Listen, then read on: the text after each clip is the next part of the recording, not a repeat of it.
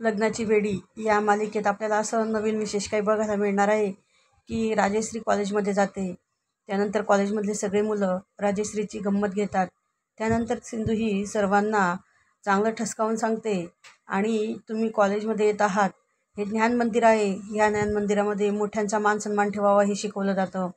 त्यानंतर रुक्मिणी ही मुद्दाम खोटं नाटक करते की मी किचनमध्ये पडलेले आहे आणि माझा पाय मुरगळला आहे, म्हणून ती राजश्रीला कॉल करून घरी बोलवण्याचा प्रयत्न करत असते.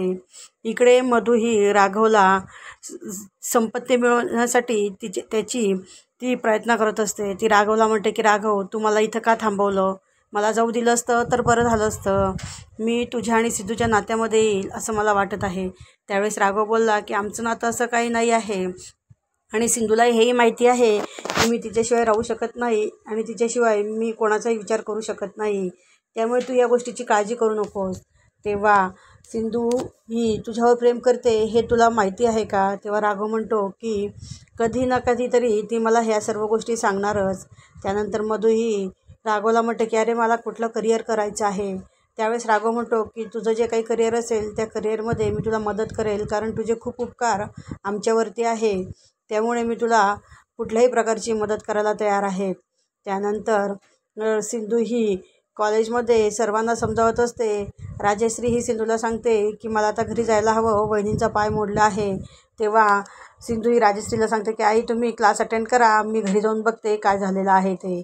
त्यानंतर सिंधू ही घरी येते. इकडे राघव हा मधूला प्रॉमिस करतो की तुझी अकॅडमी ओपन करण्यासाठी मी तुझी मदत करणार आणि तू त्याच्यामध्ये पूर्ण लक्ष द्यायचं आहे. तू कुठल्याही प्रकारे काळजी करू नको, आपण या सगळ्या गोष्टी मॅनेज करून घेऊ. त्यानंतर सिंधू ही रुक्मिणीजवळ येते आणि रुक्मिणीचा पाय चेक करू लागते, परंतु ती पडलेलीच नसते. त्यामुळे कुठला पाय दुखतो हे नीटसं सिंधूला ती सांगू शकत नाही. रत्नाकर सांगतो उजवाने डावा पाय दुखत आहे वहिनीचा. त्यावेळेस सिंधू ही राघवला म्हणते की होत असतं, आपलं दुखतं कुठे आणि आपण सांगतो कुठे. त्यानंतर रुक्मिणी म्हणते की राजश्री घरात असताना सर्वांना गरम गरम खायला मिळत होते आणि मी तेच गरम करून देण्यासाठी गेले होते. तेव्हा ती म्हटली रेश्माला सांगायला काय झालं होतं. तेव्हा रुक्मिणी म्हणते रेश्मा ऐकते का? त्यानंतर सिंधू म्हणते ठीक आहे, आता मी सर्वांना जेवू घालते. त्या अगोदर राघव तू किचनमध्ये जा, मी गरम पाणी करायला ठेवलं आहे, ते पाण्याची पिशवी घेऊन ये. आपण काकूच्या पायांना जरा गरम पाण्याने शेकूया, चटके बसले की जरा फरक पडतो. असे म्हटल्यानंतर मात्र रुक्मिणी ही अतिशय घाबरते आणि हे सिंधूला सगळं माहिती असतं की त्या मुद्दाम करत आहे, कारण आईने कॉलेजमध्ये जाऊ नये हा त्यांचा प्लॅन आहे. त्यानंतर इकडे कॉलेजमध्ये हे परीक्षेच्या वेळेस काहीतरी झालेलं असतं आणि त्या मॅडम राजश्रीला बोलू लागतात की हा काय प्रकार चाललेला आहे, तुला मी आत्ताच्या आत्ता ह्या कॉलेजमधनं काढत आहे. तेव्हा सिंधू म्हणते की पुराव्यासह तुम्ही कसे काढणार. नंतर त्या मॅडमच्या विरुद्धचे सर्व पुरावे ही सिंधू कॉलेजमध्ये घेऊन येते आणि ती मॅडम सिंधूची माफी मागू लागते की मला एका बाईने सांगितलं होतं. तेव्हा सिंधू म्हणते की तुम्ही त्या बाईला ओळखू शकतात का?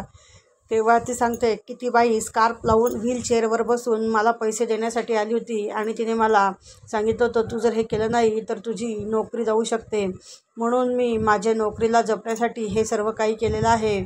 माझी यात थोडी चूक नाही, मला माफ करा.